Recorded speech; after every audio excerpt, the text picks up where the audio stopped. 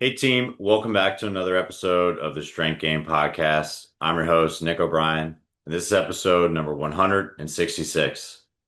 The Strength Game is a weekly podcast dedicated to discussing all things physical culture with the coaches, athletes, iron enthusiasts, and experts deeply embedded in the strength game on both sides of the profession, both as coaches and as competitive athletes.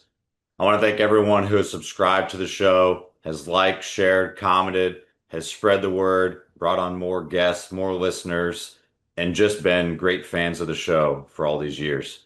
All your support allows us to continue to bring on expert guests and highlight more individuals in the strength game, just like our guests today.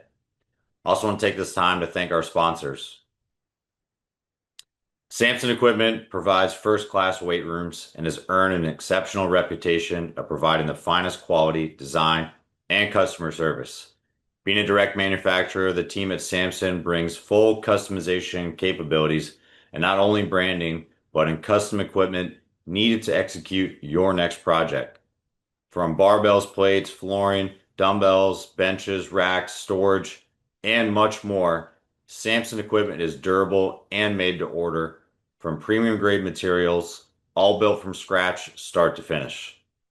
Samson Equipment provides professional weight room solutions for all your strength and conditioning needs. See the Samson standard for yourself and learn more at samsonequipment.com. Also want to thank our sponsor, Cerberus Strength. Cerberus is truly an organization that puts the athlete first and actively works towards providing the best quality gear at an affordable price. Owned and operated by active lifters, Cerberus has quickly evolved into a global brand symbolizing quality and trust. Their ever-growing product range is used by the top athletes around the world at the highest level of competition, and every single Cerberus Strength product has been designed with performance in mind, with the highest attention to detail. So if you're in the market for the highest quality strength conditioning gear and strongman equipment, be sure to check out CerberusStrength.com and use promo code STRENGTH_GAME to receive an extra 10% off your next order. Also want to thank our sponsor, Sport Kilt. The kilt is tradition dating back centuries. Worn by nobles, military, and fashionistas, the kilt has been through it all. At times banned and other times celebrated. For over 25 years, Sport Kilt has been striving to perfect their version of the Scottish classic to create the ultimate garment of fashion and function. Sport Kilt offers a wide range of universal and clan tartans, as well as custom sport kilts and an excellent selection of accessories and apparel to complement the kilt wearer. Check out the full line of kilts and join the kilt life at sportkilt.com and be sure to use code TSG on your next order. And in this week's episode, I am joined by Tim Teefy. Tim is the assistant AD for Olympic sports performance at Temple University. Teefy joined the Temple athletics program in 2015 as a head Olympic strength conditioning coach before being promoted to the director of Olympic sports performance in 2016, and later in 2018 to his current position as the assistant AD for Olympic sports performance. Currently, he oversees the training for the women's basketball team while overseeing the 19 Olympic varsity sports and staff of 7. Prior to joining the Owls, Teefy spent 3 years as the head strength conditioning coach at Villanova University, where he was responsible for overseeing all aspects of the strength conditioning department for 19 Division I varsity teams, working specifically with men's and women's lacrosse, baseball, field hockey, and men's and women's soccer. He held a similar position as the head strength conditioning coach at High Point University for 3 years before joining the Wildcats. Teefy also garnered experience on the strength staff at George Mason University and Georgetown University, in addition to being an adjunct faculty member while at George Mason. Coach Teefy is a master strength conditioning coach through the Collegiate Strength Conditioning Coach Association, earning the highest honor in the profession in 2020. He is an avid lifter and still heavily involved in both running, endurance sports, and strength sports, in addition to his coaching role. Like I said, I'm excited to have him on the show today. So with all that said, let's get in the game with Coach Tim Teefy.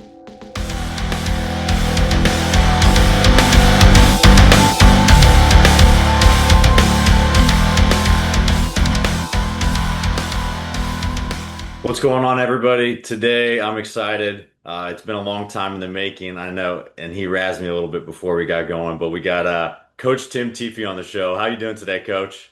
Fantastic. Hey, I'm excited to get you on. Like I said, we've pretty much went through the gambit of all the old Iron Hoyas, all the Georgetown crew. A lot of your Temple staff has also kind of been on the podcast. So now we got to get the ringleader of the bunch Yeah, the on OG, huh? today. Yeah, we got to get the OG on. So I appreciate you coming on today, Coach. Let's hop right into it. Like, how did you really kind of get started in the strength game, lifting? Kind of playing sports and just really being involved around athletics into like what you're kind of doing nowadays. Yeah, I would say if you want to talk about how I got into the field, it's obviously now 20 years or so, but I feel like when went to college, I went as like pre-physical therapy, thinking that's what I want to do it, and then I really changed up to wanting to be in the sports side of the world, right? The being involved in a higher level of it. And so I ended up with like a sports management degree out of West Virginia, thinking, all right, cool, I'm going to work in sports at some aspect of it. And so chased that for a few years. Ended up working for like a minor league ball club down in Wilmington, Delaware, and in the ticket side, right? And was going through that process and kind of watching what the athletes went through day to day, and really knowing that side of the I think the day to day involvement with the athletes, and then the strength component of it, and the training part of it, seeing that happen and go through that process was like that's what I want to do, but it wasn't such a thing, when we were getting into it. It wasn't, promoted as like a big career or whatever it was. You had your football, was really the dominant side of things, and then just a smattering of the rest, right, on the Olympic side. But it wasn't really like a career that you really thought about chasing at that point. And so, um, you know, kind of opened my eyes to like maybe how can I get into this? And so then I went back and pursued my master's at Westchester University in exercise phys.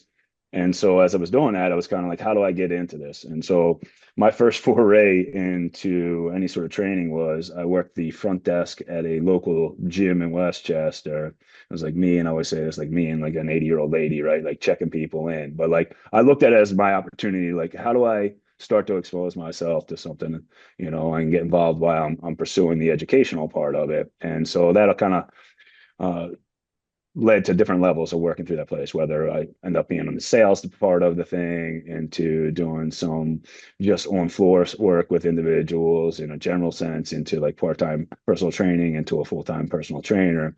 And so as I worked my way through that and finished up my degree, then I end up rolling into my first internship at Georgetown. And so, a little bit later into the game, I was probably about 28 when I got my first internship. And so, when I rolled into this thing, it was like, all right, I knew what I wanted to do at that point. So I was all in, right? So it was once I dove into it, and shout out to Coach Hill and taking a flyer on me at that old age, and coming in and doing that, and allowing me to try to kind of get my first experience in the collegiate aspect of it all. And so that kind of kick-spurred everything, and then the career kind of rolled from there. No, that's awesome. I didn't know some of those background and like kind of I knew you were at Mason and I know you were doing some different things over there, but I didn't realize like just how in depth it was before you got to Georgetown and really kind of got your feet wet like in the collegiate sector too. And I mean, it's great. Coach Hill always takes a shot on someone completely random. I know I feel like he hired a guy for as an internship just because he knew how to do nunchucks one year. Yeah, And I yeah, mean, he brought me on and the video, the DVD I sent to him when I was applying for internships, just cold call, sending that through the mail. I can't believe I got hired there too. So it's awesome to kind of see how that happened. But it's great to hear you talk about like being all in and like getting your feet wet, but like not necessarily in the collegiate sector. And I feel like we see a lot of young coaches come in and they're like, "Oh, I'm all in. I want to be in college." But they go into an internship and like they fizzle out right away because they didn't really know what the expectation was. And when we started, like it wasn't really sure what the career was going to be. You just knew you wanted to be with the athletes. You knew you wanted to be involved in some way. And then the career kind of developed around us and you stuck with it or you kind of found a different path. But it's cool that here you like do like even front desk work and just be involved in stuff. And most people don't talk about that if they've been in the sector for a long time. And that's probably a really pivotal thing that happened in your career. Being involved with as many coaches that like have come through the doors at Temple or even some of your other coaching stops when you've been a director, like what have been maybe some of the key characteristics that you feel like make a really good, successful like intern or like just coach that you feel like would make it in the profession in a sense?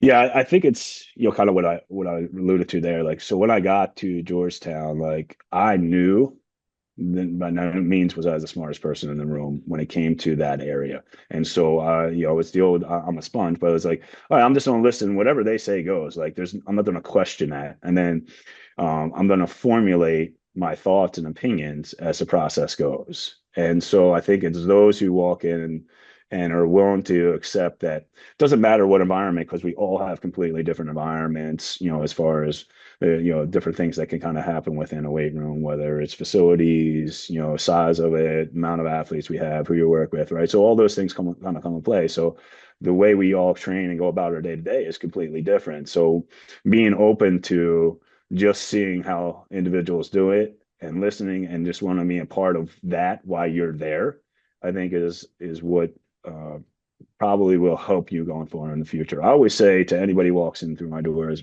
whether they hire them as an assistant or they, an internship, grad, right? It's you're going to learn things from me that you're going to like, and you're going to learn some things that you don't like. And I'm okay with both, right? Like you're going to want to do some things, and then you're going to look at me and be like, "Dude, I'll never do it that way," and that's fine, like that. But but while you're here, do it the way I'm asking you to do it, right? And then you can formulate your own opinions, as you move on.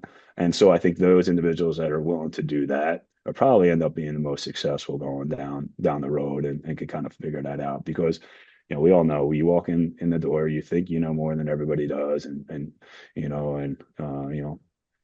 and so when you're looking at how I'm doing something, you're like, he don't know what he's doing, right? Like it's I could do it way better, right? And so having that mindset, to make sure that you're just kind of open to what they're doing, looking from their angle, and you don't have all the things that they're dealing with on a day to day to kind of understand exactly what goes into why the process. You're seeing a final result. You're not seeing a process of what maybe that individual went through if you're going into your first position or whatever it may be. So always be open to that. That there's probably so many layers that you didn't even consider, and that they had to get to the what you're actually seeing as a result.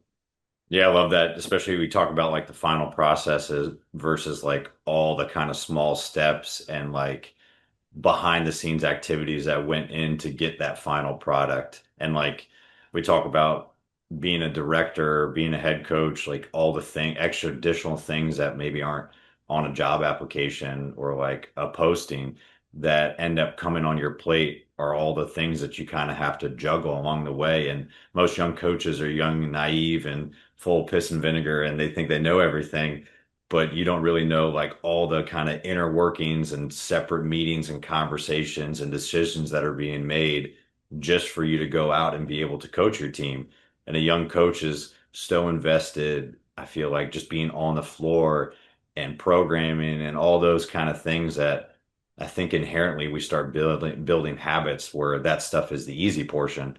Like they don't understand like what really goes on to make those decisions possible.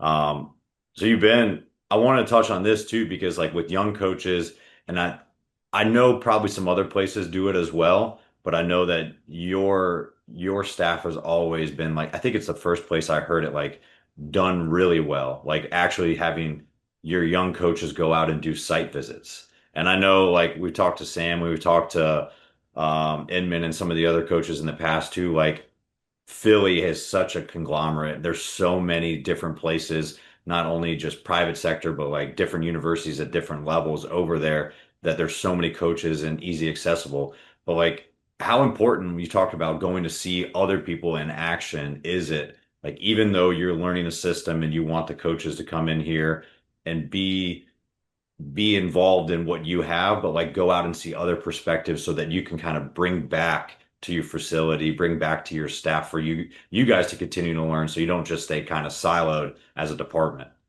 Yeah, I mean, yeah, obviously we're extremely benefited here in Philadelphia with just the amount of, universities, Division 1, Division 2, Division 3 that are just in this like little 10-mile radius, realistically. And if you look at it, the relationships within this area, right? Like, I was at Villanova prior to being here, right?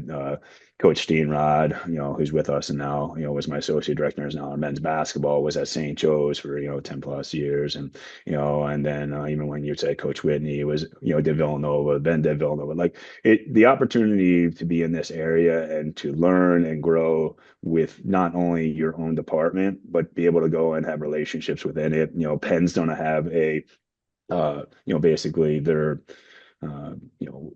clinic this weekend, coming up and having everybody in there. And it's so easy for everybody in this area just to get over there and be together. Having those relationships in this area is extremely important. And so we highly encourage our younger coaches and our interns and our grad to go out there, formulate those relationships, see what's different, because there's 6 Division 1, universities within, like this 10-mile radius, but we all have totally different parameters, right? And how it's going on. And, some of us been in around here in these director roles for a long time. And it probably tells you something about the area, right? That, lends to it. But also that we all have all these different aspects that we got to handle and deal with that are completely different. So, whether it's Coach Rankin over at Drexel, or Coach Walter at Penn, we're all completely different. Coach Miller at Villanova, like it's a different environment. And even from like when I was at Villanova, the weight room that I was in the bowels of the stadium. Right now, they got a brand new, place over there. It's completely different from when I was there. So I'm like, go back see what they got going on now because it's different than how I handled it when I was there because we were, a shared space inside the bowels of a stadium versus what's going on now. So, I think it's extremely important to be able to go ahead and we have an easy access. So there's no excuses for us, and for our younger coaches to formulate relationships. And then, like you said, within the private sector, we have individuals that come through, both Coach Whitney and Coach Steenrod, who are outstanding at building relationships in this area. They were really good at it. And so, using their connections to help some of our younger staff, as they were going in here has been invaluable, I think, for some of them. Yeah, it's great. Like having a coach that's well established and then building those connections and relationships around the area. I mean, it makes it a hub where people want to go, and you're fortunate to have that opportunity. But that doesn't mean just because you're not in like a local area or sharing the same zip code that you can't go out and see other places. And it doesn't have to be someone necessarily like working your sports or working like same conference as you or kind of same parameters. You want to see some of those people that maybe are outside of like what your normal practice and scope is. And we know in like the college sector, like things change rapidly. Like even one staff member changing or a weight room changing like that, like throws off everything. And you have to look at it in a different like context of how they're gonna go to about day-to-day operations and how they're going to end up coaching their athletes, how they're going to organize the staff. So it's always worth kind of keeping those relationships like at the forefront. So it's definitely a great thing. You talked about it too, like being a director at Villanova, you're a director, assistant AD as well over at Temple. You've been a director down at High Point as well. Like kind of talk about what the difference in those roles have been, not necessarily like the university, but like your experience going from a first-time director into a bigger department that also has football in Villanova, and then coming over and then elevating yourself multiple times at Temple. Like, how has like different perspective at different places, and then just being more seasoned throughout your career kind of benefited you in a director role to not only work with your teams, but work with the staff and then work upward with the rest of the athletic department? Yeah, I mean, each stop for me has been, completely different and just, a lot of different aspects. But like you said, not only whether it be facility or facility size or athletes, amount of athletes, but let's go back to High Point. They were really just getting started as far as implementing a strength coach when I got there. So they only had, somebody there for a year or so prior to me that they really established. So when I got there, it was the same deal. It was just myself when I first got there for 16, sports, and that's men's and women's basketball, baseball, and going on down the road. And I was fortunate enough to bring in somebody part-time, Coach Rhodes, and then, that developed into a more of a full-time spot as we were there. But then they also, as I was there, were introducing women's lacrosse for the first time. They were introducing men's lacrosse, right? So I was going in there, but it was also a spot where most of the head coaches were newer, younger, first time head coaches. And so we were all on the same page of like, there was a ton of energy. There was a ton of, of individuals trying to step outside of, their mentors and try to implement their own way and find their own way. And so, that experience, allowed for a ton of growth and a lot of mistakes, for both of us, I think at times, as far as being able to go to the heights that we end up want to go to. And so, but you had that same mindset so that you could kind of, uh, look past those mistakes, learn from them, and figure out how not to make them again. And so, it was fantastic. It was just a ton of energy, a great, collaboration within the department. Spent a lot of time, with those staffs in and outside of the university setting. So it was a great opportunity for me as a first time head strength coach to really learn to dive into it. I didn't have a family at that point.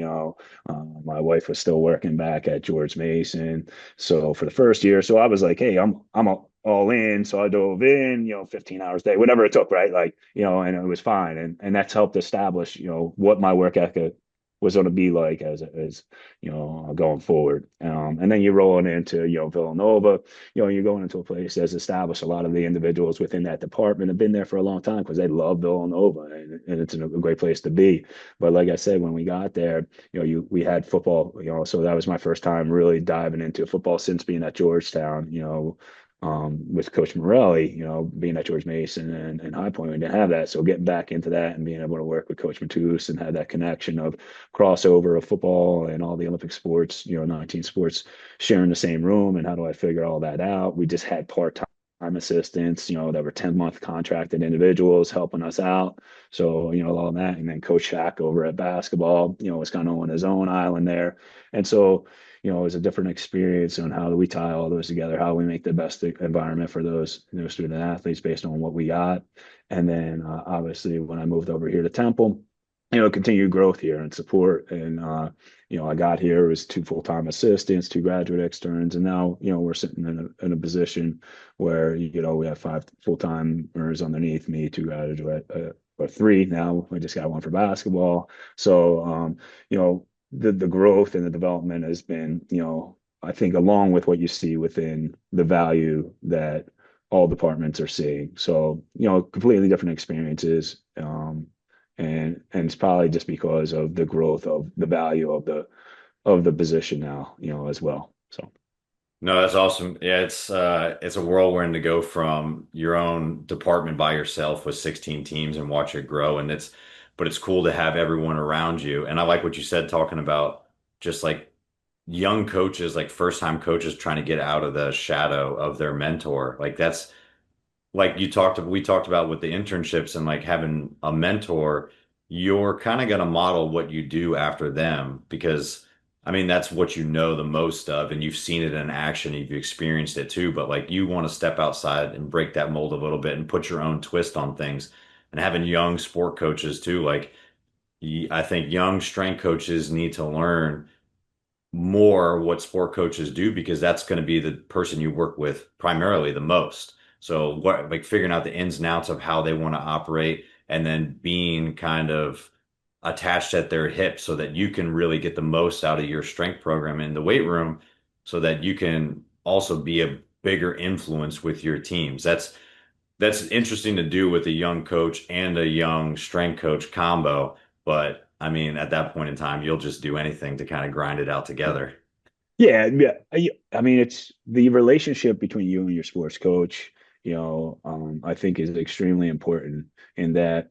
I think a lot of times on our end, what I see, when we first get into it is like, this is the only way you can do something, right? These are the movements you got to use. And I go back to like Coach Morelli, Coach Anderson, Coach Hill, they're all huge influences for, me going into it. And one of the big things they all kind of said was like, there's a million different ways to get it. Coach Anderson will always say, there's a million ways to get the roam. Like, the key is staying on it, but you can do it this way, you can do it this way, do it this way. It doesn't really matter, but stay consistent with it. And then Coach Morelli was like, well, why would I? He would always say, like, why you don't go in and argue it over this exercise movement that you have to have it in a program? There's three other ways, five other ways, 10 other ways that you can get a list of the same response with a different movement. If you're running in the sports coach that just is against this, cool, I got it, coach. I'll change it up. And then you're going to get a list of the same response if with a different movement. Is just, and now that takes that out of your guys' relationship as being something that's contentious, right? And allows you guys to move forward. They trust in you because you listened to them, right? They had a concern and maybe they want to get into it, and so now they trust in you that they can have an open conversation with you, and then you can say, hey, listen, I'll get it done no matter how you need to get done. Like the key element is for us to make sure that we're getting this done and that the product on the field, court, whatever it may be, is what you're looking for, at the end of the day. And so I think that relationship between the coaches, and like I said, when I was getting into it, being able to be that close with those individuals and learn from that was invaluable for me. Being open and honest and building a relationship outside of just the department allowed us to have those conversations early and often, and allowed me to learn a ton from their perspective, not just from the strength and conditioning side of things. Yeah, I think being involved in more in those conversations and kind of seeing the sport coach's perspective and like why they're coming to that conclusion, or they're having a conversation with like, this is what I want to do, like this is what you can't do. Like a young coach is, if doesn't have a broad experience, or doesn't have, or is kind of like fixated on either certain movements or a certain program, like that can kind of frazzle them too, because you're throwing a wrench in something. But instead, being able to just get it done anyway and not be married to any sort of movement, and just elicit like the response that you want and induce the stress that you want. There's so many ways that you can kind of go about getting the same result. And that's kind of one of the beauties of like programming and strength coaching too, is just everybody like at the end of the day, if you put programs together and like look at who the last two teams playing for a championship is, there's so many ways they went about it, and somehow yet they're still there. And it's fun to kind of see what works for your program, what works for you as a coach, what works for your team and your athletes, and yet you're still going to be at the highest level performing. So it's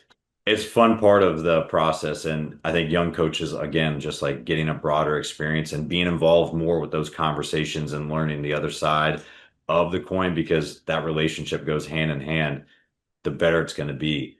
When you talked about like growth, like not only did you like grow in the department at Temple, but like you talked about some of the staff development, and then like just the expansion, and then like upgrades, weight room facilities, things of that nature. Like I know it's kind of sparked like the importance of strength coaches just around the country, and like NCAA as well, and then just changes within the rules and all those things, and conferences getting more competitive.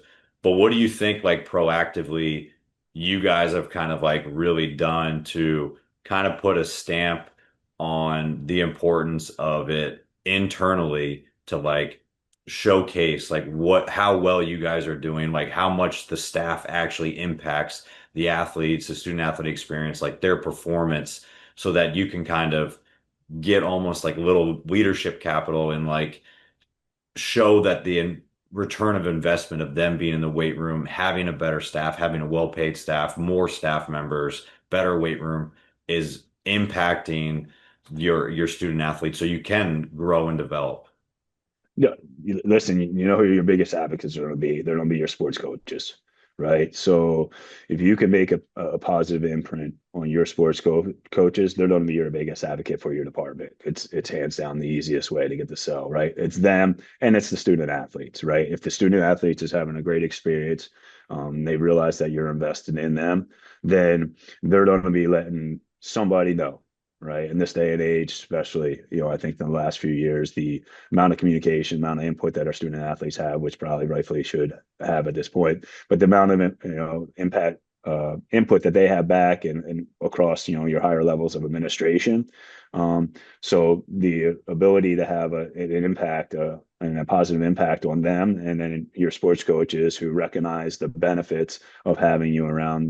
Me working directly with our women's path, like Coach Rich, could not be a bigger advocate for me, right? When we do things, and she does a great job of including me as part of her staff and going through that, and any opportunity she has, she's going to let people know how invaluable I may be to her, in her department and her staff and her student athletes. And so I think that's the easiest way. There's no real metrics, right? There's no wins and losses. There's so many parameters that come into play. Yeah, you can rely on numbers in the weight room all day long. I got them X% stronger, this, that, or the other thing. You know, you can do that, but if you don't have relationships with your student athletes, they don't trust and believe in you, it doesn't really matter. It's not going to translate to some of the things that you're asking them to do. So I think that's where ultimately that has come from, and then obviously being, here at Temple now 11 years, being able to build that cachet, with, our sports coaches, with our student athletes over time is what's really allowed me, and then having a relationship with my administrators, above me, my supervisors, those who, oversee me and help guide me, they'll become my next biggest advocate because they know the amount of time and stuff invest because they invest in, having those conversations with me, know what's going on, know about me, know what I'm dealing with on a day to day. And so when they're your big advocates for you, they're going to be the ones who are probably sitting there right in all the meetings with their your athletic director and your senior administration and being your advocate. So I think those are the elements I would always say kind of really pushing the needle. Yeah, that definitely helps too. And like I think nowadays, like coming away from like you just being the head strength coach and like one of the first to kind of like in a new established program when you were at High Point, and now you're starting to see like all these larger titles and you're seeing strength coaches. It was just sports medicine and like athletic trainers kind of getting those assistant AD titles, but it's great to see more strength coaches like having tenure at the same university, getting assistant AD titles and having a seat at the table and being an advocate for the staff. So then like sport coaches aren't the only one kind of preaching that like, hey, the strength staff's doing great because now you actually have a representative from the department in there to kind of fight for the things that you need and also kind of bounce off of what the other sport coaches are doing, what the sports medicine staff is doing. Titles are titles, and we've seen them kind of everywhere. There's been places that like will butcher them or just change them for the sake of changing them, and we've Yep. had athletic performance, strength conditioning, strength coach, weight coach, like sports performance. There's all these different things that kind of like we know what they're doing at the end of the day. But kind of talk about like maybe some of the responsibility changes, if there were any, when it comes to like kind of your progression while at Temple, because you've gone through three different title changes as well. But I'm sure along that process of being there 11 years, like additional things have gone on the plate for not only young coaches, but for maybe directors that are trying to step outside of just the shadow of the weight room and again, like fight for their staff and their department more. Like, how have your responsibilities changed? And then how are you able still to really have a foothold with your women's basketball team, your strength staff, but also be in some of these administrative meetings as well? Yeah, yeah, I think that was, I'll be honest, my growth here, kind of coincided with like, how do I want to now? I'm kind of established, you're at your third, facility. I'm a Philly guy, as my family was, started when I got here. I could have swore to you I was never coming back to Philly. I was out of this place when I tried to leave, you know what I mean? And 18 years later, I came back, and it was a great decision for me and my family, right? And so when I looked at that component, all right, we may be here for a minute. So now it's like, I'm going to stop, kind of maybe chasing that, I got to be at this perfect position, perfect spot, work with these specific teams. And it was like, no, I'm here now. I want to make an impact in this place. And so when I started doing that, then I was like, all right, I was able to wrap my head around, well, now how do I grow while I'm here? And yeah, I really be honest with you. I think that's how it kind of started, right? It was going in there. And so for me, it was like, all right, what's the next step? As you got to this position and I'm gonna be here, do I look at becoming an administrator at some point and things like that? And so, the first thing I did was ask, they have our, their weekly senior staff meetings. I just went to go sit in, and I can remember going to the conference room, and everybody, the big dogs, all sit, around the table, and then there's people on the edges. And I would just went in. And I was like, "Can I be a part of this? I just want to hear what happens in some of the other areas because I have so many touch points. As a strength coach, you have so many touch points in other areas within the athletic department, whether it's facilities, equipment, within your marketing. You're interlaced with those individuals all the time just because of the different roles that you kind of pull into it. And so, I was like, I just want to understand from their perspective sometimes maybe some of the stuff they're dealing with and listening to how we got to this part, and the decision making process was a lot of it too, right? Sometimes you're leading a department and maybe a decision comes down and you didn't really understand how I got to that point. So I wanted to just be in and listen. So I was the fly on the wall. So I end up sitting in like the back corner against the wall in a chair and just didn't say a word at any of these meetings, but just listening to understand how that kind of happened. And then that kind of developed into, continue to be more involved in that, to now, kind of having a seat, on one of at the table, right? Like, so that's kind of how the process went. But it was initially me going, like, realizing, okay, this is somewhere I need to learn a little bit more now. I need to grow, here because of where I'm going to be at personally, and thinking about it. And so that's what was the first step. And then obviously that's developed into, being part of that and rolling through it, over time. And it's pretty, I guess, just having so much experience in the weight room, it's pretty seamless to be able to just kind of also go back and deliver that information to your staff, still stay involved with the strength staff, but also be heavily involved with your primary team with women's basketball as well. Yeah. I mean, yeah, on that part of the question, it's the smartest thing I did is bringing good people around me, right? So, when I first got here, having Coach Quibido and Coach Whitney with me, who are just huge supporters and willing to do whatever to make Temple a great place at the time when they were here. And then as they both moved on, and then Coach Steenrod coming in, and then obviously all the other assistants I've had along the way, just trying to identify the right people that are willing to give to this. So having Coach Steenrod be able to be somebody who can help lead that department, allow me to kind of even focus a little bit more, like I said, with Coach Rich and her staff coming in with our women's basketball program and having trust in him, somebody who's experienced and can lead and can kind of handle the day to day of our Olympic weight room, was extremely helpful. And then he did a great job of developing those individuals underneath him, as well as that, we now have Coach Cole in his place, overseeing our department and, our staff down there and be so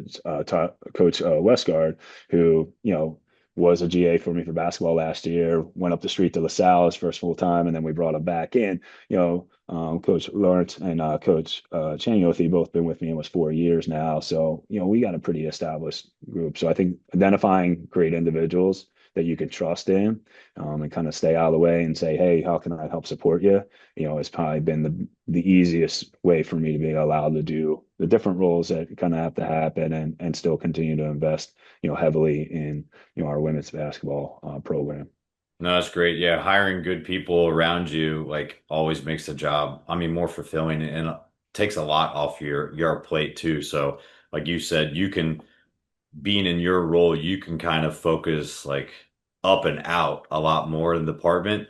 And then you have people around you and you've got someone that can kind of fill in the gaps for you when you're gone. So they can kind of really lead down and in with the rest of the department and make sure everything is still operating smoothly, like in your absence. So that's great. And then again, like have a seat at the table and just like for you to take the initiative to just go in and be like, I want to see how the sausage is made. Like, I think a lot of strength coaches get, I think for me, it happened too. Like I got resentful when I'm asking for stuff or I want to do things because you feel like the weight of the decision being made, but you're left in the dark. No one actually gives you any insight, even if it doesn't, it can be a diluted version of it, but like there's no why behind what it is.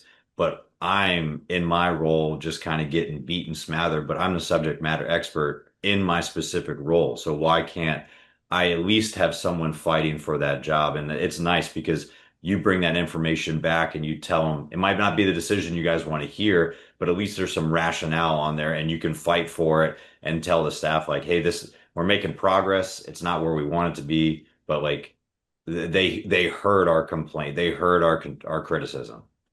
Yeah, and I think it's what it opened my eyes to is sometimes, we can even judge those above us, right? Our administrators and things like that. And I'm saying, well, why is that fair that I'm judging them without having all the answers either, right? So I looked at it from like sometimes I said it early is that like my staff's judging me, right?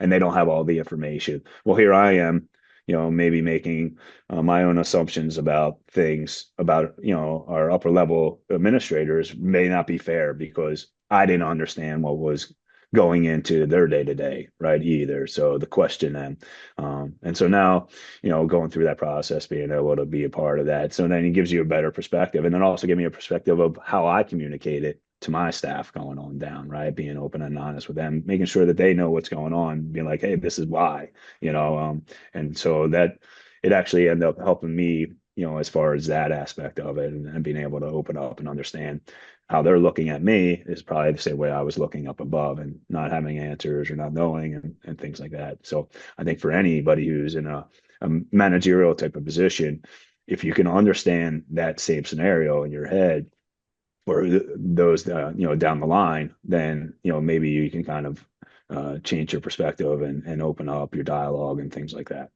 No, that's great. Yeah, that's great to have someone in that role that is willing to kind of keep that line of communication open and honest and make sure that information gets distributed to everybody. I mean, you can dilute it a little bit too, but just like only give them the information they kind of really need to have because they don't need to know the ins and outs of every single thing. That's the role of that manager at that point in time. So, I mean, I think within time over the course of your career, you'll slowly start to get more perspective in those roles too, so that you're at least more prepared when you get to that position. And then you gotta kind of learn on the fly. We talked about like all the things that you're doing too, like how then also are you balancing like your own training too? Like, I mean, every coach has got some skin in the game. Like sometimes it shifts like what the focus is. I know you like to get after it on some runs as well too. So like what's Coach Teefy's kind of get after it protocol when all this other stuff's done?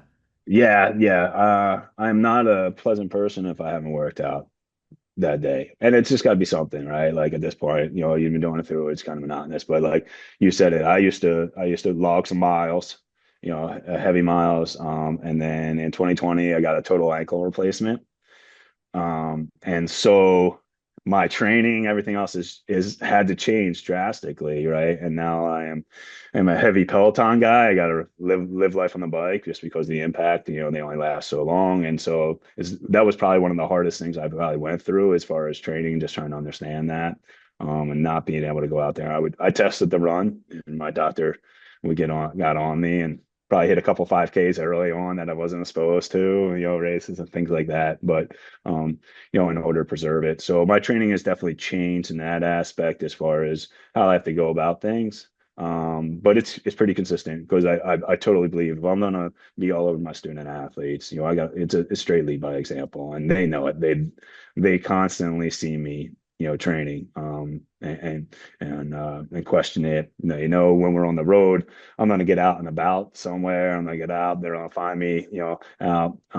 Hey, what you get into the coach? They're gonna see me, if we're practicing somewhere on the road. They're gonna see me up in the stadium somewhere running steps or doing something I'm not supposed to, but whatever. But I kind of believe in it, not only, and then I think it's a great, reliever for myself, a stress reliever, something like that. So I just kind of got to get out of it. So it's kind of my get right every day. So I try to figure out something that I'm kind of doing.